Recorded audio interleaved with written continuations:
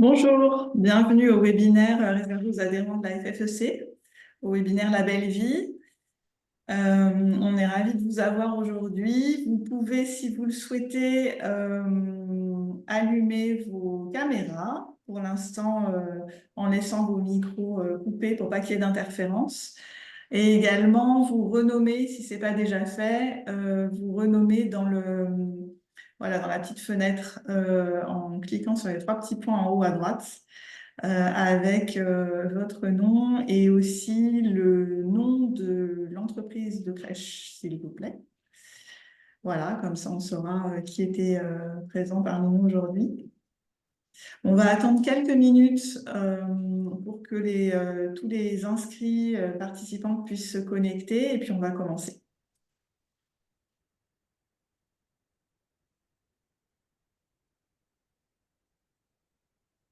Hop, il y a tout le monde qui arrive.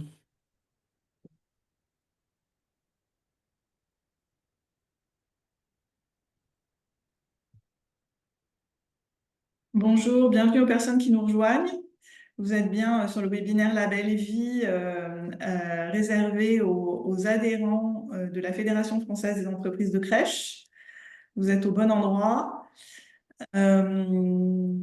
On vous invite, si ce n'est pas déjà fait, à vous renommer dans la petite fenêtre, à mettre éventuellement le nom de l'entreprise également, en plus de votre propre nom. Et puis, on va commencer dans quelques minutes. Bienvenue, vous pouvez activer vos caméras si vous le souhaitez. Pour l'instant, on laisse les micros coupés pour pas qu'il y ait d'interférence avec, voilà, avec les autres participants.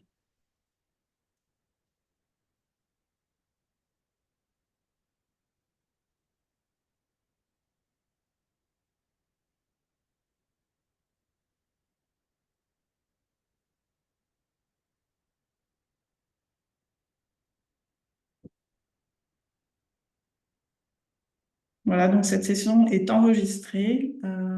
Elle vous sera diffusée par la suite. Vous pourrez la faire circuler dans vos organisations pour que tout le monde puisse bénéficier de ce qu'on va se dire aujourd'hui.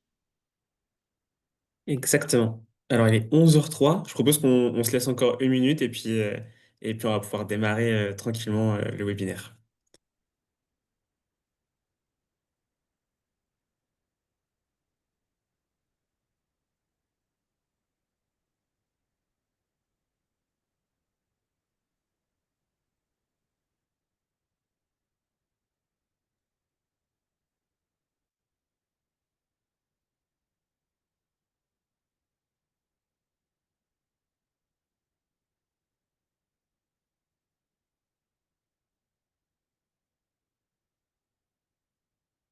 Bon, si ça vous va, je pense qu'on peut démarrer.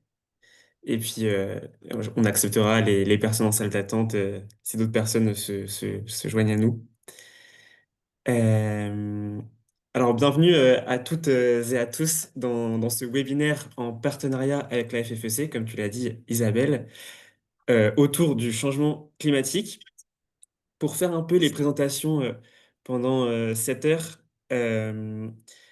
euh, alors il y a Isabelle Lambert qui va vous accompagner pendant 7 heures, qui est responsable de développement territorial dans l'équipe La Belle Vie et qui fera notamment une, euh, une petite aparté sur comment on peut financer des rénovations.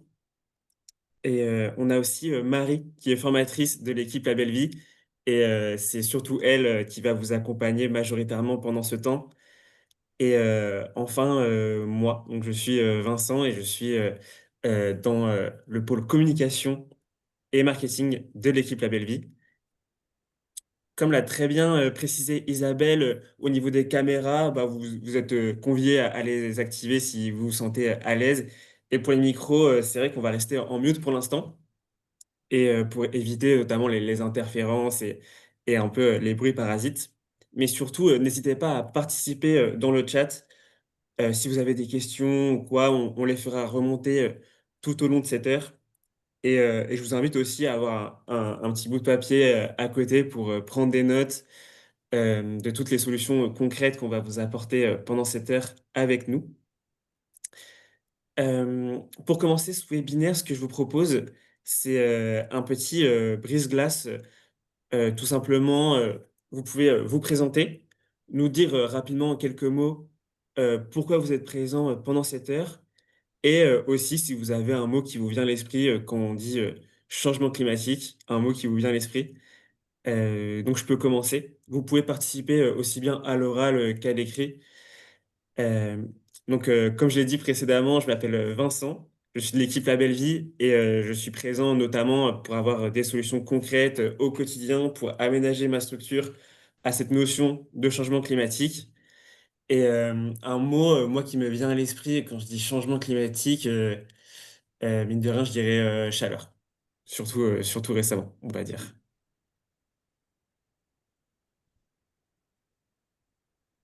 Donc on a Marina. Hop, je vais ouvrir le chat aussi de mon Tu veux que côté. je prenne la suite sur le tour de table et... Oui, oui, tu peux, Marie, effectivement. Marie Biette, je suis formatrice chez La Belle Vie. Moi, le mot qui me vient à l'esprit sur le changement climatique, c'est intensité, je dirais, voilà, de ce qui peut se passer. Voilà. Est-ce que quelqu'un veut prendre la suite?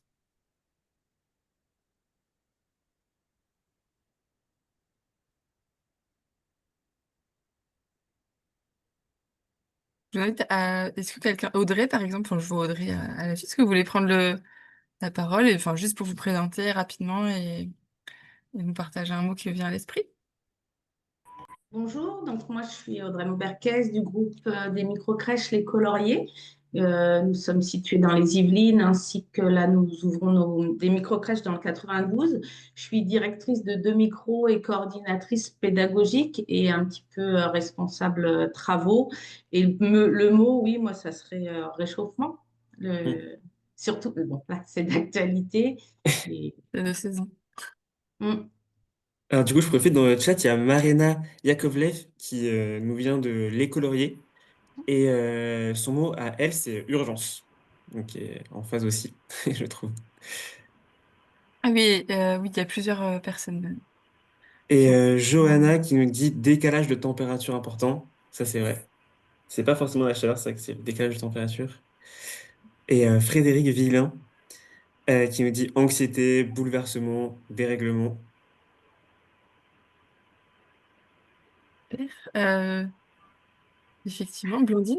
Bonjour, Blandine Gaudens, je suis gérante des microcrèches Perlin-Papin, 4 microcrèches à Paris-Montparnasse. Et moi, le mot qui vient à l'esprit, ce serait action. Merci.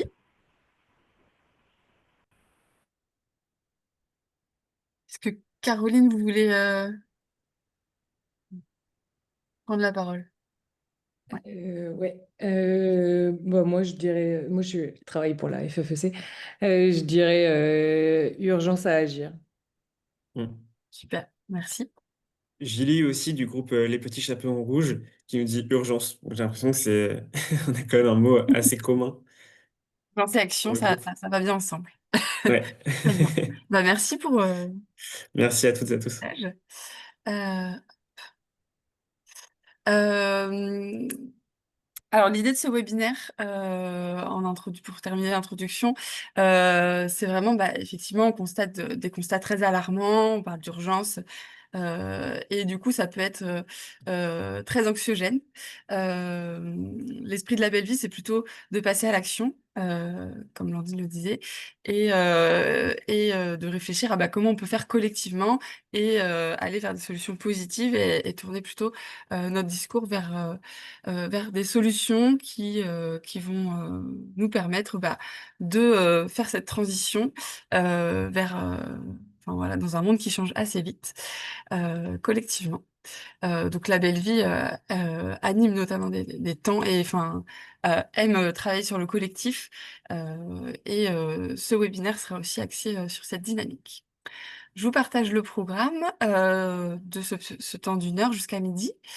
On va commencer, je vais vous rappeler un petit peu bah, qu'est-ce que le changement climatique, d'où ça vient, qu'est-ce qu'on entend par là et quelles sont les conséquences aujourd'hui bah, sur notre quotidien et vous dans vos pratiques professionnelles et lieux d'accueil collectif.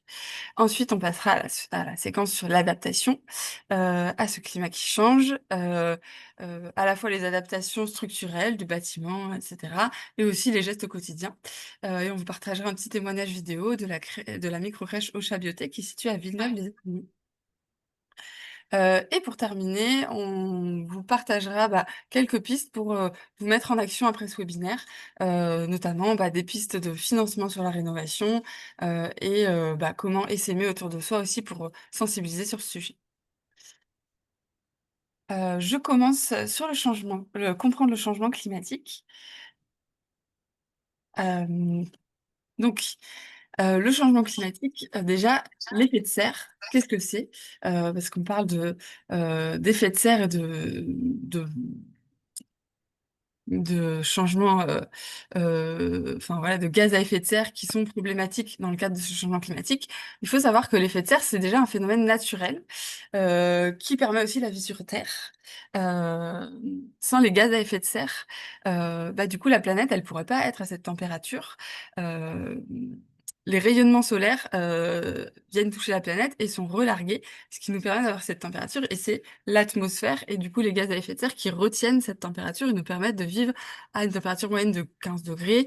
Mais sinon, si on n'avait pas cette atmosphère et ces gaz qui retiennent les rayonnements solaires, on serait à moins 19, donc des conditions de vie qui seraient beaucoup moins amènes pour la vie sur Terre, tout simplement, et notre vie. Euh, Les rayonnements infrarouges, du coup, restent piégés dans l'atmosphère, comme je disais, en présence de ces gaz à effet de serre, et c'est ce que nous permet tout ça. Qu'est-ce que c'est les gaz à effet de serre? Il y en a différents, dont on entend souvent parler. Le dioxyde de carbone, le CO2, lui, il est généré naturellement par les éruptions volcaniques, les feux de forêt, etc. Euh, il est indispensable à la vie sur Terre. 70% aussi des gaz à effet de serre, c'est aussi de la vapeur d'eau.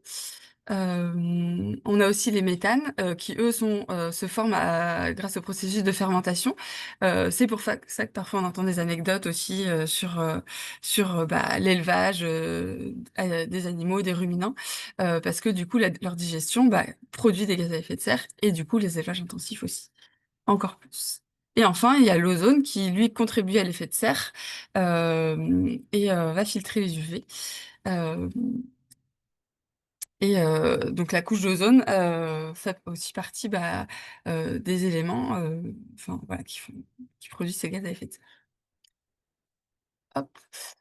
Euh, Quel impact sur nos activités humaines? C'est ça qui va perturber du coup le changement climatique et du coup les émissions de gaz à effet de serre. Pourquoi nos activités humaines ont un impact?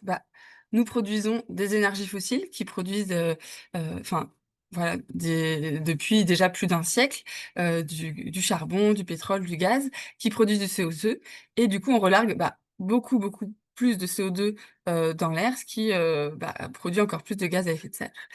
Euh, L'agriculture intensive, du coup, elle va être émettrice de méthane ou de protoxyde d'azote.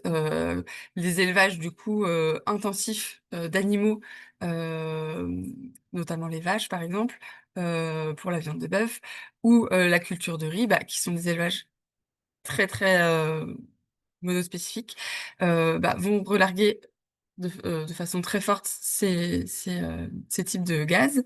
Et enfin, la déforestation, voilà, plus on va couper d'arbres, plus on va supprimer euh, des arbres et donc des forêts, plus moins il y aura de CO2 qui peut être absorbé, donc ça fait d'autant plus de CO2 dans l'air. Donc toutes nos activités ont un impact et c'est d'activités d'autant plus intensives et plus nos sociétés sont importantes, le nombre d'humains sur Terre sont importantes et nos activités sont de plus en plus importantes, plus on va perturber ces émissions de gaz et du coup être influencé sur le réchauffement euh, de la planète. Qu'est-ce que ça change pour nous? Si la planète se réchauffe, ça perturbe et très vite, parce que la planète, elle s'est réchauffée plein de fois dans toute sa vie, mais sur des dizaines de milliers d'années. Ce sont des processus lents, les changements climatiques habituellement, et nos activités humaines font que ça s'accélère. En quelques décennies, on voit des changements importants, des montées de température de la planète qui vont provoquer des événements climatiques intenses. Et du coup, c'est pour ça aussi qu'on parle pas que de réchauffement climatique, on parle de dérèglement climatique ou de changement climatique, parce que il y a à la fois les hausses de température, comme on a pu connaître il y a une semaine, il y a des périodes de sécheresse, c'est-à-dire des périodes où il y a plus du tout d'eau, de pluie. Euh, euh, qui dit sécheresse dit aussi potentiellement des incendies qui peuvent être d'autant plus intenses.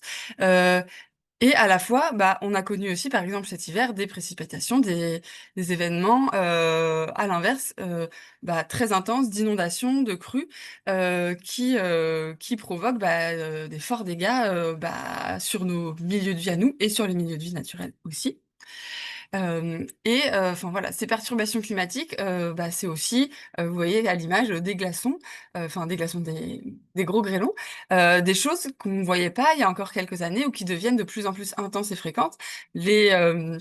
La grêle très grosse et enfin des très gros grêlons, ça on le voyait pas il y a encore quelques décennies ou très très rarement. C'est des épisodes maintenant qui peuvent se répéter d'une année sur l'autre, enfin de plus en plus fréquentes, ou des épisodes de gelée tardive par exemple qui vont perturber les cultures et du coup fortement perturber nos modes de vie.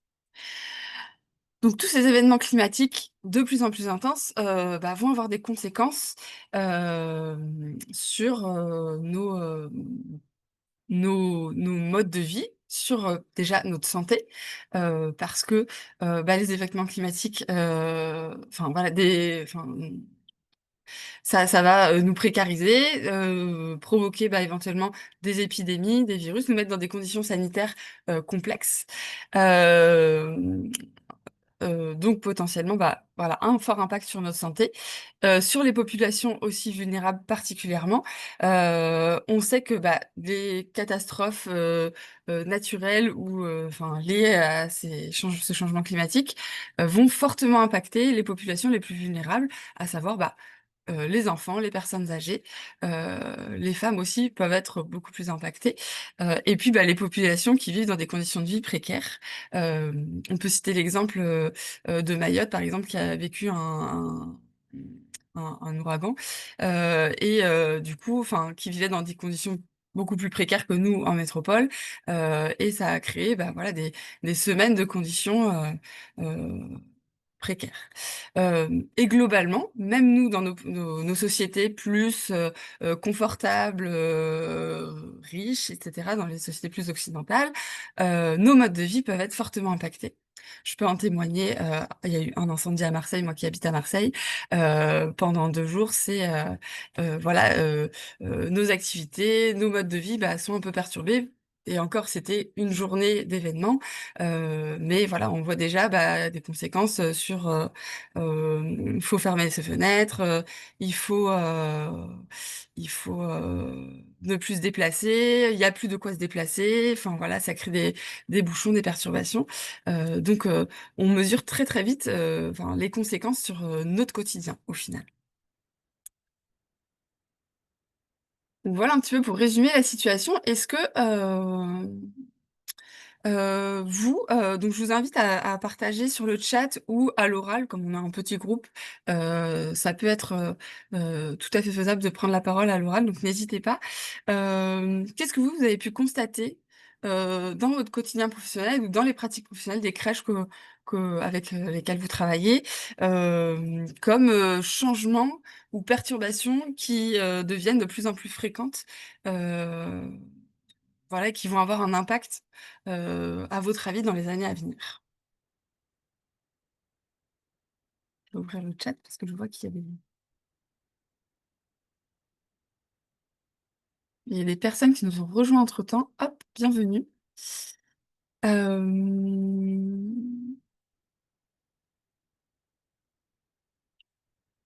Alors, je vous écoute. Est-ce que vous avez envie de réagir sur cette première partie? Voilà. Blandine nous dit les pluies très abondantes et soudaines. si vous voulez prendre la parole à l'oral, n'hésitez pas à nous partager. Ça a eu un impact sur les structures avec lesquelles vous travaillez? Non, pas directement, mais c'est une partie très visible, en tout cas, Mm. les épisodes soudains et violents, en fait, de Ouais. changement de temps.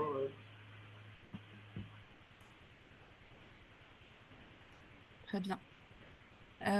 Oui, c'est vrai que souvent les pluies, enfin, ou ces épisodes orageux très intenses, enfin, traditionnellement c'était quand même cantonné à la Méditerranée, et on se rend compte qu'effectivement, sur le territoire, ça peut tomber un peu n'importe où maintenant. Euh, et, euh, et potentiellement, enfin, voilà, avoir un impact aussi sur notre quotidien, quand on n'est pas habitué aussi à certains types d'événements comme cela. Mm. Audrey nous dit les fortes chaleurs avec des hausses de température et des pièces du coup qui sont pas adaptées sûrement ou qui jusque-là n'avaient peut-être pas besoin d'être rafraîchies. Euh, Effectivement, les fortes chaleurs, enfin c'est vrai que il y en a de plus en plus souvent et sur toutes les régions en France, et donc c'est vrai que ça va perturber ou ça va vous demander de vous adapter aussi, ce qu'on va voir juste après. On va du coup, je vous propose d'enchaîner sur la partie comment s'adapter du coup à ce climat qui change pour se tourner vers un peu des pistes de solutions. N'hésitez pas à partager sur le chat voilà, des commentaires ou au fur et à mesure de la présentation ou des questions auxquelles j'essaierai de vous répondre. Euh, Déjà, pour s'adapter, on parlait des dortoirs, par exemple, dans les crèches. Mais effectivement, ça va devoir passer par des adaptations un peu structurelles. Et donc, adapter nos bâtiments aux chaleurs ou aux différentes périodes de l'année. Ça va être un enjeu important de ces prochaines années. Donc un bâtiment résilient grâce à la rénovation énergétique et un bâtiment, je dirais aussi plus largement, qui va s'adapter à son environnement et vivre bien avec son environnement. On parle de bâtiment bioclimatique. Il y a vraiment un enjeu à construire et à rénover dans cette dynamique-là, parce que voilà, on peut aborder la rénovation énergétique de différentes façons. Il y a un fort enjeu à isoler ces bâtiments, à faire attention, enfin voilà, à, à pas avoir de déperdition d'énergie, à bien ventiler et à chauffer et refroidir correctement, à ce que le bâtiment se comporte correctement, qu'il ne monte pas dans des trop hautes températures, d'autant plus quand vous accueillez des jeunes enfants, et qu'il puisse être chauffé sans déperdition d'énergie. Et pour le faire de manière le plus éco-responsable possible, juste pour préciser, mais ça passe aussi par une réflexion sur quel type de matériaux j'utilise, quel type d'installation je vais mettre sur le chauffage ou le refroidissement. C'est un vrai questionnement. On parle de chaleur. La solution la plus simple ou la plus facile que les gens auront en tête, ça va être la climatisation. Et pour autant, la climatisation, c'est aussi la solution qui va poser le problème dans le réchauffement climatique et qui contribue à ce réchauffement climatique. Euh, donc, il y a aussi toute une réflexion à mener sur qu'est-ce que je vais choisir comme matériau. Là, on voit l'isolation, par exemple. Aller sur une isolation biosourcée, vous aurez aussi un moindre impact environnemental, avoir des installations de chauffage de qualité, euh, et puis réfléchir voilà, globalement au type de matériaux que j'utilise et à ce que mon bâtiment va pouvoir ne pas monter en température, juste avec des installations simples. Hop, je vais enchaîner sur la suite des adaptations, voilà, des installations qui vont permettre de limiter la chaleur qui rentre dans le bâtiment. Euh, donc ça peut être des installations physiques, par exemple les brise-lames orientables pour couper les apports solaires l'été et faire entrer la lumière l'hiver, les voiles d'ombrage, euh, mettre des casquettes au niveau des fenêtres, avoir des ouvertures plein sud. Si on fait une rénovation, on peut aussi réfléchir à quelles ouvertures je veux faire et comment je fais pas rentrer le soleil l'été. Et puis, enfin voilà, je vous parlais des climatiseurs juste avant. En haut à droite, vous avez un exemple en photo d'une crèche qui a pensé son intérieur, enfin une micro-crèche qui a pensé son intérieur par la ventilation, des brasseurs d'air au plafond, des voiles d'ombrage en extérieur, tout ça sans climatisation, donc sans système de rafraîchissement qui va être très énergivore et très coûteux, enfin voilà, pour le réchauffement climatique. Et je précise que cette crèche est basée à Marseille, dans une copropriété et donc a priori, on aurait pu se dire la simplicité, ça aurait été mettre de la climatisation et il y a vraiment une réflexion avec l'architecte pour aménager ces locaux, juste l'intérieur de ces locaux, les ouvertures, pour vraiment penser la ventilation et retour d'expérience, c'est que ça fonctionne aussi. Donc même dans des régions très chaudes, on peut penser autrement que, par la climatisation. Et dernier grand axe, sur, le bâtiment et l'adaptation, des aménagements intérieurs-extérieurs, c'est la végétalisation. Alors pourquoi végétaliser? Bah, il y a plusieurs choses, juste avant, je vous partageais de comment apporter de l'ombrage au bâtiment. Planter des arbres autour du bâtiment, ça peut aussi passer par le végétal. Ou végétaliser les façades, par exemple, ça peut aussi permettre de rafraîchir le bâtiment ou de limiter sa montée en température. Et donc planter des arbres, on n'a jamais trop d'arbres autour d'un bâtiment pour justement apporter de l'ombre. Un arbre qui va perdre ses feuilles l'hiver, bah, du coup, il va laisser rentrer le soleil l'hiver, donc chauffer le bâtiment l'hiver et l'été, bah, du coup, il va limiter, les apports solaires. Et plus largement, bah, sur tout l'espace extérieur, pour, éviter, des îlots de chaleur, des fortes montées en température dans vos espaces et aussi pour l'environnement du bâtiment, bah, il est important de penser à un extérieur, le plus végétalisé possible. Donc à la fois sur les surfaces, d'avoir des surfaces, un maximum de surfaces plantées, soit enherbées, même, si ce n'est qu'en terre ou en copeaux, heu d'avoir, bah, des arbres à différents endroits pour avoir de l'ombre, pour que ce soit un espace aussi confortable à toute saison pour les enfants. Et puis, bah, ne pas hésiter à mettre différentes strates de végétation, des arbustes, enfin voilà, des espaces, un environnement, assez vert et ça participe vraiment à une différence de température. Rien qu'en ressenti, hein, baladez-vous en ville, dans une rue avec des arbres ou dans une rue sans arbres, même si vous êtes à l'ombre, bah, vous avez pas du tout le même ressenti. Hem Et puis, bah, réfléchir à quels petits aménagements confortables pour les enfants. Enfin, vous voyez une petite cabane avec de l'ombre enfin, faite avec des matériaux naturels, ça va pas être la même chose qu'une cabane en plastique ou enfin, voilà. Hem, donc tout ce que vous pourrez faire pour avoir un espace le plus frais possible à l'extérieur, ça contribuera à limiter le réchauffement du bâtiment et à avoir un extérieur le plus confortable possible aussi pour les enfants, été comme hiver. Est-ce que vous avez des questions sur cette première partie bâtiment? Heu, non, dans le chat, je vois rien, mais enfin, voilà, n'hésitez pas, si, à l'oral, vous avez envie de commenter et sinon je vous reposerai la question à la fin. Je vais passer du coup à cette deuxième partie sur les, heu, grands gestes à adopter. Enfin les bons gestes, les petits gestes plutôt, parce qu'effectivement, les adaptations structurelles du bâtiment et cetera, ce sont des choses qui prennent du temps, qui demandent de l'argent, du financement, mais va quand même falloir, s'adapter, dans notre quotidien parce qu'on se rend compte que, dès maintenant, il y a un vrai sujet de s'adapter. On est vraiment pris par des vagues de chaleur qu'on pensait peut-être pas, venir si rapidement, dans le temps. Hem Et du coup, il faut, nous réagir, et adapter notre quotidien. Donc premièrement, économiser les ressources en eau, parce que, qui dit sécheresse, chaleur et cetera, indirectement, il va falloir économiser nos ressources en eau. Bien que pendant ces périodes de chaleur, une des solutions aussi, c'est de, rafraîchir par la brumisation, par l'eau. Mais déjà avoir des systèmes économes en eau, c'est pas pareil que d'avoir un jet d'eau, par exemple, pour, rafraîchir les enfants, au quotidien, un jet d'eau qu'on fait couler pendant, 1 heure que, des brumisateurs qui vont, diffuser de l'eau, de façon très légère, et avoir une très faible consommation d'eau. Les brumisateurs, faut savoir que ça fait partie, hein, dans le cadre des périodes de canicule, donc pour les villes, de rafraîchir. Et donc ça peut être des solutions d'installation dans les espaces publics ou dans vos lieux de vie, de brumiser un petit peu la terrasse, par exemple. Quelques minutes suffisent. Je l'ai expérimenté, du coup. C'est vrai qu'en quelques minutes, dans un jardin, ça suffit à baisser la température de 3-4 degrés.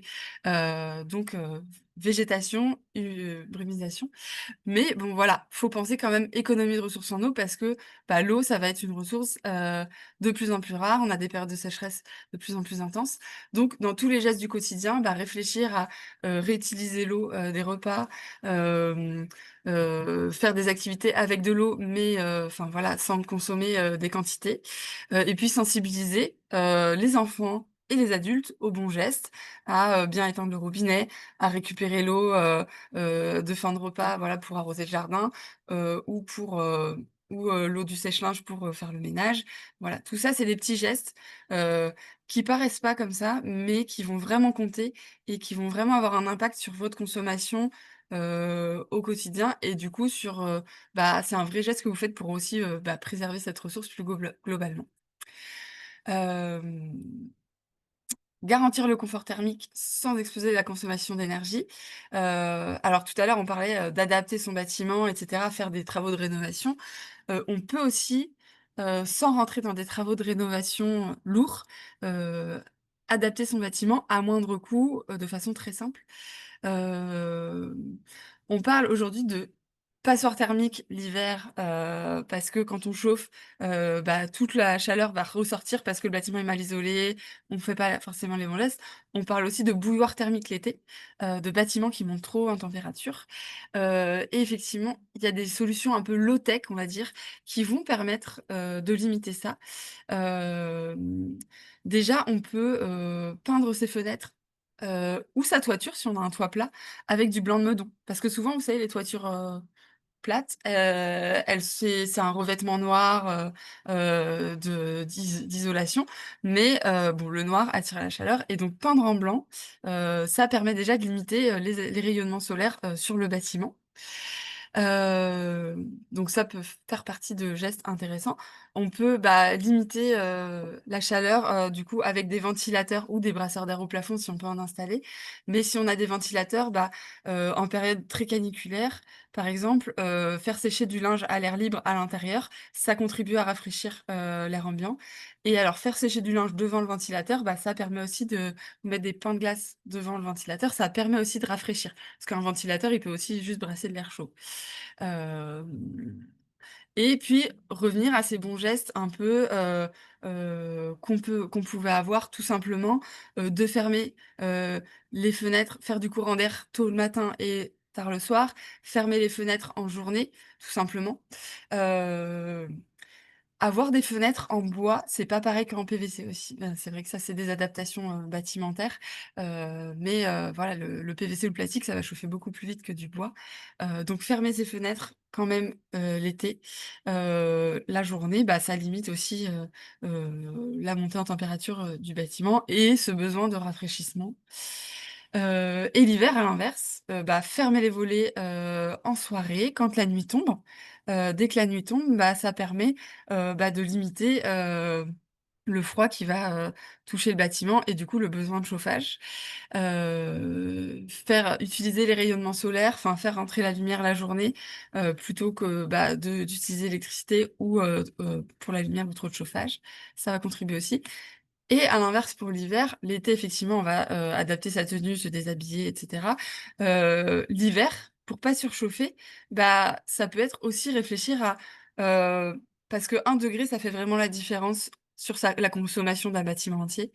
Et donc, bah, si on veut chauffer un peu moins l'hiver, bah, c'est aussi adapter ses tenues l'hiver, s'habiller un petit peu plus, euh, mettre un pull, des vêtements chauds à l'intérieur pour que bah, adultes comme enfants, voilà, on est bien habillés, mais du coup, on peut chauffer juste à 19. Et pareil, les dortoirs, bah, ils peuvent être chauffés seulement à 17 degrés. Ça permet une meilleure qualité de sommeil en plus, ça a été montré.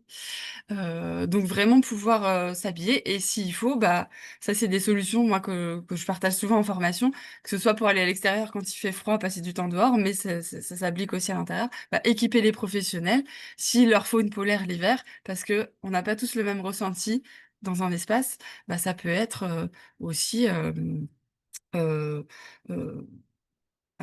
les équiper de vêtements chauds pour l'hiver, de pulls, etc., adaptés. Ça peut faire partie aussi de la tenue de travail, entre guillemets.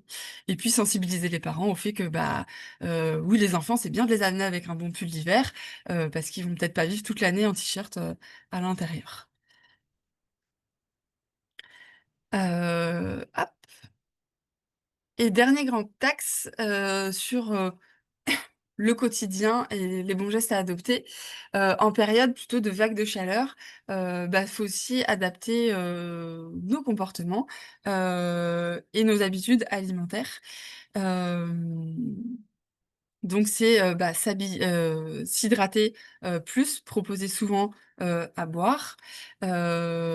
Également, bah, pouvoir hydrater les enfants, les jeux d'eau, les brumisés en intérieur comme extérieur. Puis, bah, adapter les repas, manger plus de fruits et légumes, gorgés d'eau, donc bah, des fruits frais, les melons, les pastèques et cetera. C'est vraiment la saison et donc pas hésiter à fractionner les repas parce que dès qu'il y a des vagues de chaleur, on se rend compte qu'on a quand même moins faim, mais peut-être, bah, fractionner, plutôt que faire midi, goûter et cetera, bah, pourquoi pas une première collation dans la matinée, enfin, et puis proposer régulièrement quelques fruits pour que les enfants, bah, ça contribue à les hydrater et ça contribue, voilà, à les alimenter, mais tout en respectant ce rythme qui va vraiment changer aussi. Heu et en période de forte chaleur, bah, c'est aussi, les vêtements, les adapter, je disais pour le bâtiment, le noir, ça favorise les apports de rayonnement chaleur. Bah, c'est pareil, les vêtements, les types de vêtements qu'on va mettre, des couleurs plutôt claires, des vêtements un peu amples qui collent pas à la peau, heu, utiliser plutôt des vêtements de matière naturelle, bah, ça va contribuer aussi à un confort. Des vêtements en coton plutôt qu'un vêtement synthétique, ça va être aussi beaucoup plus confortable. Limiter, la transpiration et cetera. Hem donc voilà, il y a plein de petits gestes qui peuvent faire qu'on se sente aussi ou qu'on passe ces périodes intenses, de vagues de chaleur, par exemple, de canicule, de façon plus confortable et que ce soit aussi, plus agréable. Et puis adapter les moments de la journée aussi, hein. Je pense notamment, heu au fait d'adapter les rythmes et les activités de la journée, sortir très tôt le matin. Si vous ouvrez la crèche à 7 ou 8 heures, bah, c'est justement le moment de faire l'accueil du matin à l'extérieur parce que c'est le seul moment où il fera frais. Et puis après, dès 9 ou 10 heures quand il fait trop chaud, on rentre à l'intérieur et dès qu'on peut, en fin d'après-midi, si possible, si on a un espace qui le permet, ressortir à l'extérieur, plutôt en fin de journée et faire, jusqu'à les transmissions du soir, en extérieur. Et puis ça peut demander aussi d'adapter les espaces extérieurs, d'avoir un espace pour, accueillir les parents à cet endroit-là, faire le lien avec la section et cetera. Je vais vous passer, du coup un petit extrait, du coup le témoignage de la crèche, Ocha Bioté, qui est une structure, engagée, dans la démarche La Belle Vie, qui a mis en place pas mal de choses à l'aménagement de sa crèche et puis après dans les pratiques, avec l'équipe. Je m'appelle Manon Lantéric, je suis directrice et infirmière de la microcrèche Ocha Bioté à Villeneuve-les-Avignon. Nous accueillons 10 enfants par jour. Dans mon équipe, j'ai 5 professionnels auprès des enfants, une cuisinière et un agent d'entretien. La crèche est labellisée Écolo Crèche depuis juillet 2020 et je suis ambassadrice du réseau La Belle Vie depuis septembre 2021. C'est une crèche écolo parce qu'on a fait le choix de construire un bâtiment ossature bois tout d'abord. Le bois est issu des forêts éco-gérées. Il est très bien isolé, il est très lumineux. Et on fait appel aux énergies renouvelables puisqu'on a mis en place des panneaux solaires, on a un chauffe-eau thermodynamique, on a également un système de pompe à chaleur pour le chauffage. Et toutes les peintures sont éco-labellisées. On a choisi une entreprise française qui garantit que les meubles sont en bois massif, sans colle, sans solvant, et les vernis sont à base d'eau. Dans la pièce de vie, j'ai choisi des lumières à base de LED, c'est des simulateurs de vrai jour. Du coup, ça amène un meilleur confort lumineux, un meilleur confort de vie pour les enfants et pour les professionnels qui y travaillent. Concernant l'aménagement extérieur, nous avons fait le choix d'un grand jardin très ombragé avec des grands pins, des grands platanes. C'était la base de mon projet pédagogique puisque j'avais envie de replacer l'enfant au cœur de la nature. Ici, les sorties sont quotidiennes, quel que soit le temps, quel que soit l'âge des enfants. Nous avons mis en place un potager. Nous avons 2 adorables lapins béliers, les enfants viennent s'en occuper tous les jours. Pour moi, c'est une valeur vraiment primordiale. Observer et respecter le vivant, c'est vraiment ce qu'on fait au quotidien et c'est le début pour moi du prendre soin. La cuisine est faite sur place, on se fait livrer les légumes à vélo. C'est un producteur de la région, il fait des légumes bio bien sûr, locaux et on ne fait qu'avec des légumes de saison. La viande est majoritairement locale, elle est bio. Et on est dans une optique de réduction des protéines animales. Donc on a 2 repas végétariens par semaine.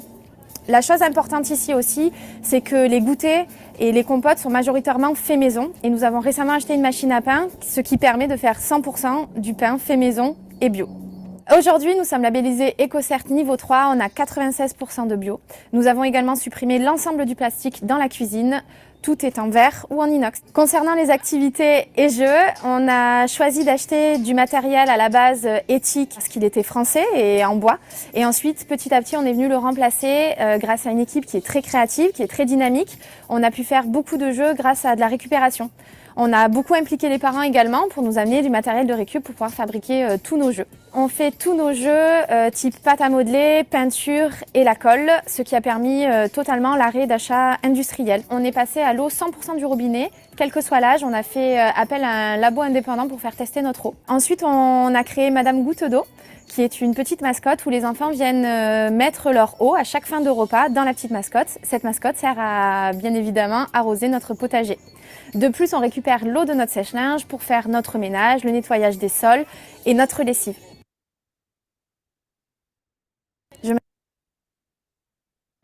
Est-ce que du coup vous avez des réactions? Je vais peut-être départager une minute l'écran. Est-ce que vous avez des questions après cette partie présentation sur les pistes de solutions et ce témoignage d'une crèche très engagée? N'hésitez pas à poser vos questions dans le chat ou à réagir à l'oral.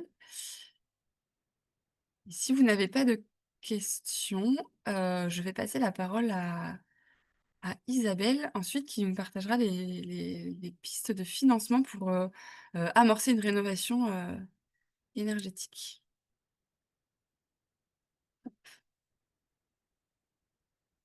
Alors, je vous repartage l'écran.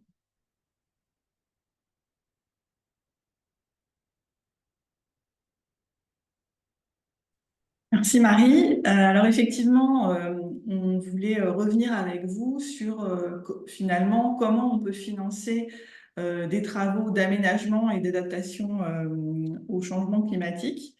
Vous n'êtes pas sans savoir que depuis la dernière COP, il y a eu un fort accent qui a été mis par la CNAF sur le soutien aux projets de transition écologique. Et parmi ces soutiens-là, il y a vraiment la volonté d'aider les gestionnaires à aménager leur structure avec des équipements qui sont plus performants d'un point de vue énergétique, mais aussi des équipements qui garantissent en fait une meilleure qualité de vie à l'intérieur de la structure. Et la meilleure qualité de vie, elle est vraiment, il faut la comprendre de façon assez large. C'est-à-dire que vous pouvez envisager des travaux d'adaptation sur la végétalisation des structures ou alors des travaux qui vont permettre justement à la structure d'être plus performante d'un point de vue énergétique, de garantir le respect des nouvelles réglementations EGalim et autres. Donc voilà, c'est des financements qui sont assez transversaux, mais qui vont pouvoir aider de toute façon, et quoi qu'il en soit, à améliorer le bâtiment. Donc il y a principalement 2 cas de figure dans ces aides de la CAF. Il y a soit le cas où vous êtes effectivement en création de structure, ce qui était le cas de Manon Lantric, là, qui vient de témoigner dans la vidéo, où on a vraiment une création de crèche, voilà. Donc à ce moment-là, on va aller s'appuyer sur le PIAGE.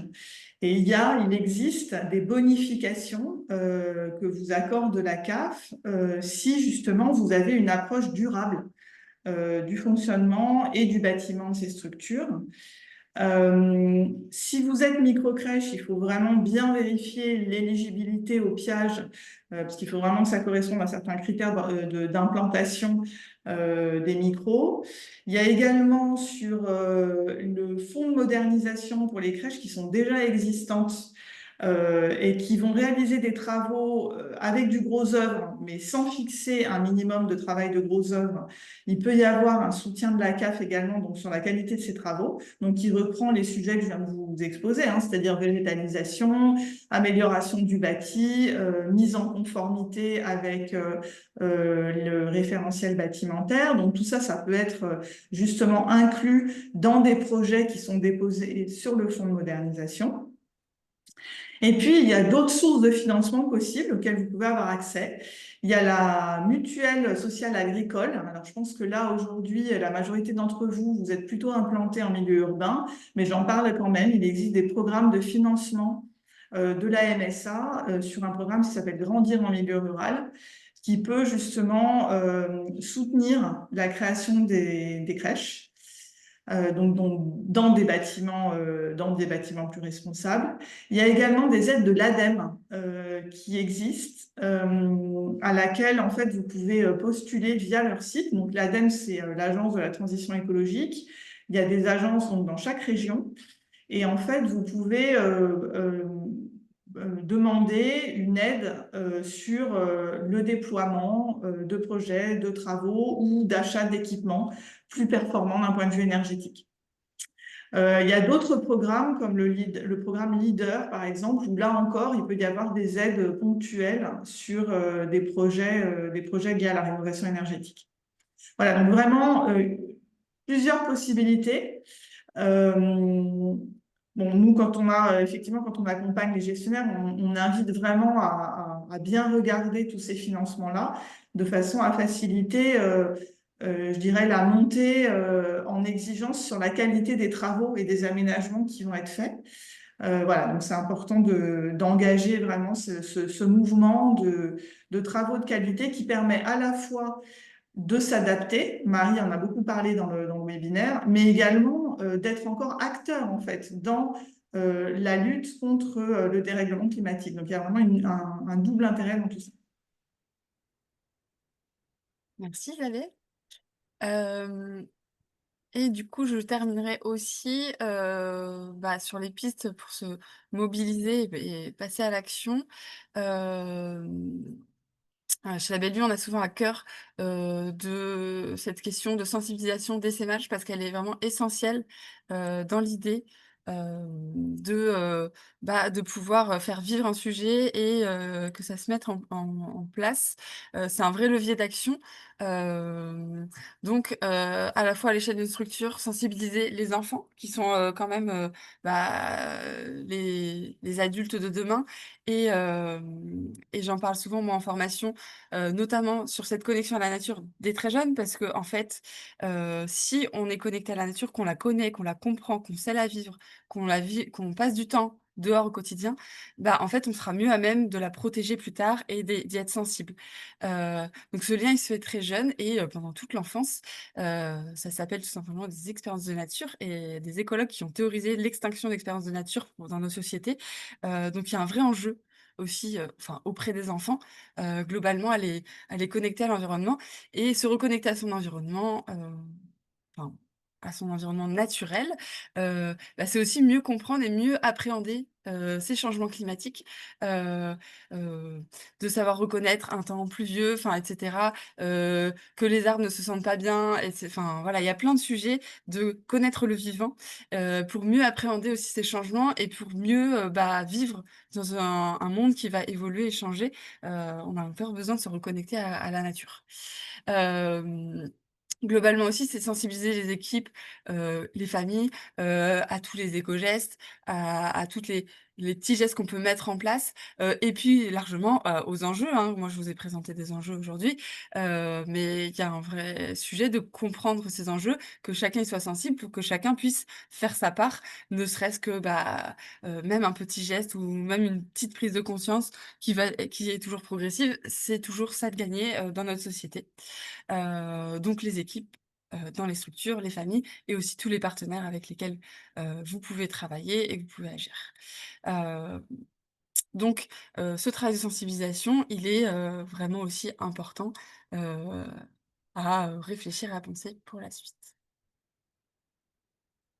Voilà, on arrive au terme de la présentation. Il nous reste encore une dizaine de minutes. Enfin, est-ce que vous avez des questions, des besoins de compléments d'informations? Je vais départager l'écran. Sur tout ça. Hem, Je rappelle aussi qu'il y aura du coup la rediffusion de l'enregistrement vidéo qui vous sera proposé. Donc, vous pourrez regarder ce temps peut-être à tête reposée plus tard.